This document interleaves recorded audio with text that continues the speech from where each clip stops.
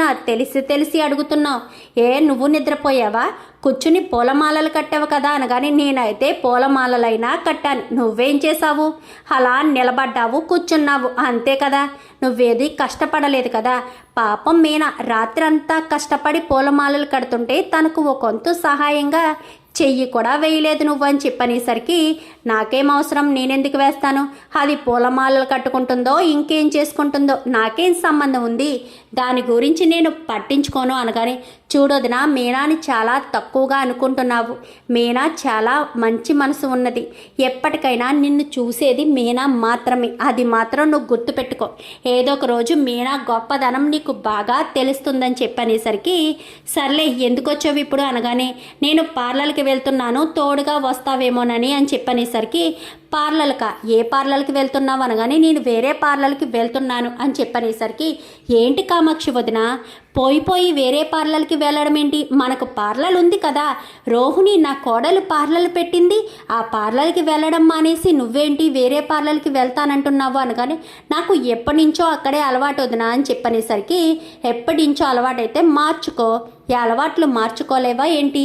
Rohini parlour పెట్టినప్పుడు మనం ఆ పార్లర్కే వెళ్దాము, ఉండు రెడీ అయి వస్తాను అంటూ ప్రభావతి కూడా రెడీ అయి వస్తుంది. ఇంకా రోహిణికి రాత్రంతా నిద్ర లేకపోవడంతో ఒక గంట పర్మిషన్ అడిగి విద్య వాళ్ళ ఇంటికి వెళ్ళి కూర్చుంటుంది. అక్కడ పడుకోవడానికి, రిలాక్స్ అవ్వడానికి.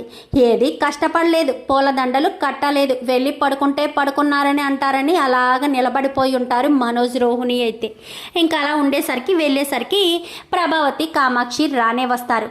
ఏటోదినా నీ కోడలు ఎక్కడికి వెళ్ళింది అనగాని ఎక్కడికో పని మీద బయటకు వెళ్ళి ఉంటుంది. ఒక్క పార్లర్ని చూసుకోవాలంటే ఎంత కష్టం. పార్లర్కి ఏమైనా కావాలి అని తను ఒక్కటి వెళ్ళి చూసుకోవాల్సిందే కదా. అందుకే కౌంటర్లో నేను కూర్చుంటాను అన్నాను, వద్దని చెప్పేసింది అనగానే వెళ్ళి ఫేషియల్ చేయించుకుని వెళ్ళేసరికి డబ్బులు ఎంత వదినా అనగానే డబ్బులు ఎందుకులే కామాక్షి, దర్పం చూపించుకోవాలన్న ఉద్దేశంతో డబ్బులు తీసుకోకుండానే వెళ్ళేసరికి ఏంటి డబ్బులు ఇవ్వకుండా వెళ్తున్నారు, మీ వాళ్ళు పార్లర్ అనుకుంటున్నారా ఏంటి అనగానే ఏం మాట్లాడుతామమ్మా, ఇది నా కోడలు రోహిణి పార్లర్ అనగానే చూడండి మేడం, రోహిణి మేడం ఇక్కడ ఓనర్ కాదు, కేవలం ఇందులో వర్క్ చేసే మనిషి అంతే. ఆ మేడం ఉండుంటే మీ దగ్గర డబ్బులు తీసుకునేదాన్ని కాదు, ఆ మేడం దగ్గరే డబ్బులు తీసుకునేదాన్ని. మీరు ఇప్పుడు వచ్చి మేడము అది ఇది అంటున్నారు, మీదే పార్లర్ అంటున్నారు, ఎలా మేము నమ్మాలి అని చెప్పనేసరికి రోహిణికి ఫోన్ చేస్తే తెలుస్తుంది కదా అని రోహిణికి ఫోన్ చేస్తే రోహిణి ఫోన్ లిఫ్ట్ చేయదు. ఏమో మేడం ఇక్కడ లేరని చెప్పి మీరు ఇలా అనొచ్చు కదా అని చెప్పనేసరికి ఏంటి వెటకారమా, ఈ పార్లర్కి నా పేరే ఉందని కానీ ఏం పేరు మీ పేరు క్వీనా అని చెప్పనేసరికి క్వీన్ ఏంటి క్వీను, నా పేరు ప్రభావతి అనగాని ఈ పార్లర్ పేరు క్వీన్స్ పార్లర్, ఒక్కసారి ఆ బోర్డు చూడండి మీకే తెలుస్తుంది అనగానే ఒక్కసారిగా ప్రభావతి షాక్ అయిపోతుంది. ఇంతకుముందు రోహిణి పార్లర్లో ఉన్నప్పుడు ప్రభావతి వచ్చినప్పుడు ఆ బోర్డును దాచిపెట్టేస్తుంది. అది గుర్తు చేసుకునేసరికి ఏం మాట్లాడకుండా అక్కడి నుంచి ఇంటికి వచ్చేస్తుంది. ఏంటి వదిన రోహిణి పార్లర్ అమ్మేసిందా? నీకు చెప్పకపోవడం ఏంటా? ఇప్పటి వరకు నీకు తెలీదా వదిన పార్లర్ అమ్మేసిన విషయం? ఎంత మోసమా! నీ పెద్ద కోడల్ని కడిగే వదిన, నువ్వు ఆ 10 లక్షలు ఎన్ని కష్టాలు పడి ఇచ్చావు, ఎన్ని అవమానాలు పడ్డావు. బాలు అన్నయ్య అందరూ కూడా ఎన్ని మాటలు అన్నారు, వాళ్ళ మాటలన్నీ కూడా పట్టించుకోకుండా నువ్వు ఇంత పని చేస్తే రోహిణి పార్లర్ అమ్మేసిందా? రాగానే కడిగే వదిన, అవసరమైతే కొట్టు కూడా అని చెప్పనేసరికి హాల్లో కూర్చుని ఉంటుంది ప్రభావతి. కూర్చునేసరికి వీళ్ళు కాస్త రానే వస్తుంది. రావడంతో ఏంటి పార్లర్ అమ్మేసావా అని చెప్పనేసరికి పార్లర్ అమ్మేయడమేంటి అత్తయ్య అని చెప్పాను. కానీ వద్దు రోహిణి, డొంక తిరుగుడుగా మాట్లాడవలసిన అవసరం నాకు లేదు, సూటుగానే కదా నేను అడుగుతున్నాను. పార్లర్ ఎందుకు అమ్మేశావు? ఆ పార్లర్ పెట్టడానికి నేను ఎంత కష్టపడ్డాను. పార్లర్ అమ్మేస్తావా? నీ సొంతం అనుకుంటున్నావా? ఆ పార్లర్ పెట్టించింది నేను, ఇల్లు తాకట్టు పెట్టి మరీ పార్లర్ పెట్టించాను. నీకు ఇష్టం వచ్చినట్టు నువ్వు చేసుకుంటున్నావు. ఎవరికి ఇష్టం వచ్చినట్టు వాళ్ళు ఎలా చేసేసుకుంటారు? అయినా పార్లర్ పెట్టినప్పుడు నేను నీకు డబ్బులు ఇచ్చాను కదా, మరి పార్లర్ అమ్మినప్పుడు నాకు ఒక్క మాట అయినా చెప్పాలని నీకు అనిపించలేదా అంటూ మాట్లాడేసరికి ఏంటంటే మీ పార్లర్ అంటారేంటి? పార్లర్ నాది అని చెప్పాను కానీ ఎంత మాట అన్నవే అంటూ చెంప చెల్లు అనిపిస్తుంది ప్రభావతి అయితే.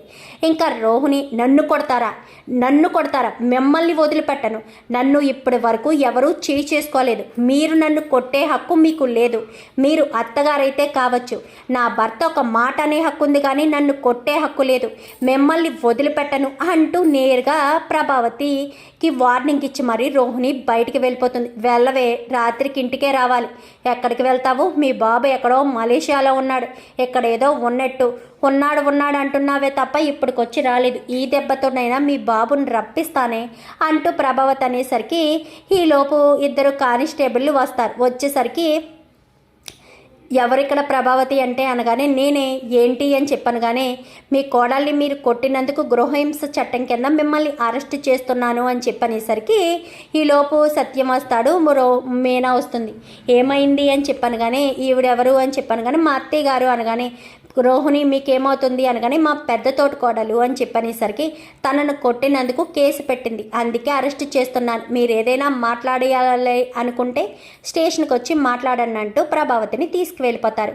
ఇంకా మీనాకు ఏం చేయాలో అర్థం కాక బాలుకి ఫోన్ చేసేసరికి ఏంటి మీనా అని చెప్పాను కానీ ఇలా అత్తయ్య గారిని పోలీసులు తీసుకువెళ్ళారండి, రోహిణిని కొట్టినందుకు గాను అత్తయ్య గారి మీద కేసు పెట్టిందంట అని చెప్పాను కానీ పెట్టిందా పార్లలమ్మ, పెడుతుంది, వస్తున్నాను ఇప్పుడే అని చెప్పనేసరికి ఏమైంది నాన్న అనగానే నాకేం తెలుసురా, నేను వచ్చేటప్పటికే మీ అమ్మని తీసుకువెళ్తున్నారు, రోహిణి కేసు పెట్టిందని అనగానే నాకేం చేయాలో తెలియలేదు, మీనా నీకు ఫోన్ చేసింది అనేసరికి పద మీనా వెళ్దాం అనగానే నేను వస్తాను అనేసరికి నువ్వెందుకు నాన్న ఇక్కడే ఉండు, ఎందుకు అక్కడికి రావడం, నీకు అసలే ఒంట్లో బాగాలేదు, ఇక్కడే ఉండు లేదా రంగమామయ్యాల ఇంటికి వెళ్ళుండు అని చెప్పనేసరికి ఇంకా సత్యం కాస్త అక్కడికి వెళ్తాడు.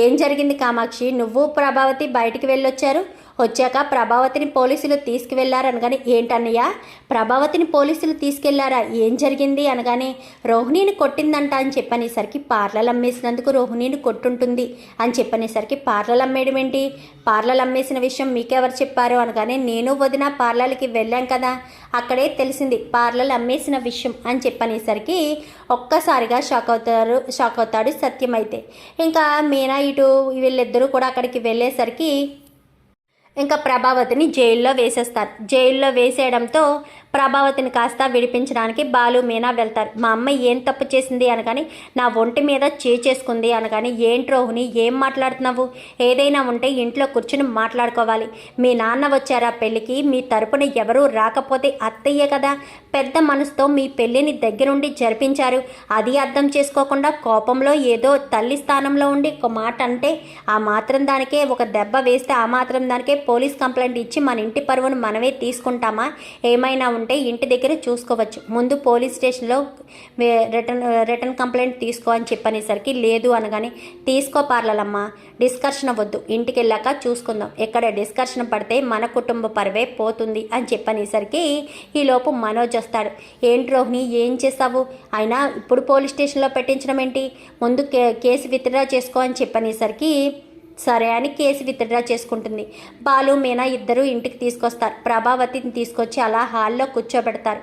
ఎవరితోని ఏమీ మాట్లాడదు. ఏం జరిగింది అత్తయ్య అని చెప్పనేసరికి రోహిణి తప్పు చేసి నన్ను తప్పు పడుతుంది, రోహిణి పార్లర్ అమ్మేసింది, అమ్మేసావే ఏంటి నాకు ఒక్క మాట చెప్పలేదు అంటూ నేను నిలదీసేసరికి నన్ను పోలీస్ స్టేషన్లో పెట్టించింది అనగానే నా ఒంటి మీద చేసుకోలేదా అనగానే ఏంటమ్మా రోహిణి తల్లి స్థానంలో ఉండి నీ ఒంటి మీద చేసుకుంటే నీకు తప్పనిపించిందా, అయినా ప్రభావతి నిన్ను ఎంత ప్రేమగా చూసుకునేది, మీనాని ఎన్నోసార్లు ఎన్నో మాటలంది, ఎప్పుడైనా మీనా ఇంట్లో జరుగుతున్న గొడవల గురించి కానీ దేని గురించి అయినా వాళ్ళ పుట్టింటికైనా చేరవేసిందా, అది కోడలంటే, అది నువ్వు అర్థం చేసుకోకుండా మీ నాన్న లేరు ఎవరూ లేకుండానే నువ్వు ఇంటికి వచ్చావు, అది తెలుసుకోవడం మానేసి ఇప్పుడేంటి నన్ను కొట్టింది అంటూ ఏకవచనంతో మాట్లాడుతున్నావు, ఆవిడ మీ అత్తగారు, నిన్ను కొట్టే హక్కు లేదా, నిన్ను చూసుకునే ఆవిడ బాధ్యత తీసుకున్నప్పుడు నిన్ను కొట్టే హక్కు లేదా, అయినా పార్లర్లు ఎవరికీ చెప్పకుండా నీ చేత పెట్టించింది కదా, మరి పార్లర్లు అమ్మేయవలసిన అవసరం ఏముంది,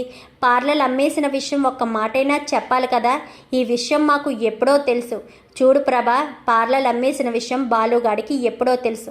బాలుగాడిని నేనే చెప్పొద్దన్నాను, అందుకే వాడు నోరు మూసుకుని ఊరుకున్నాడు. లేదంటే వాడు ఎప్పుడో నిజం చెప్పేసేవాడు అని చెప్పనేసరికి ఒక్కసారిగా మీనా షాక్ అవుతుంది. ఈ విషయం మీనాకు కూడా తెలియకపోవచ్చు. బాలుని ఎవరితోని చెప్పొద్దని మాట తీసుకున్నాను, అందుకే బాలు ఎవరికి చెప్పలేదు అంటూ సత్యం అంటాడు. మరి రోహిణి పార్లర్ అమ్మేసిన విషయం బయట పడిపోయింది కాబట్టి తన పెళ్లి విషయం, తల్లి విషయం అవి ఎప్పుడు బయటపడతాయి? మరి బయటపడితే రోహిణికి ప్రభావతి ఎలా చుక్కలు చూపిస్తుంది?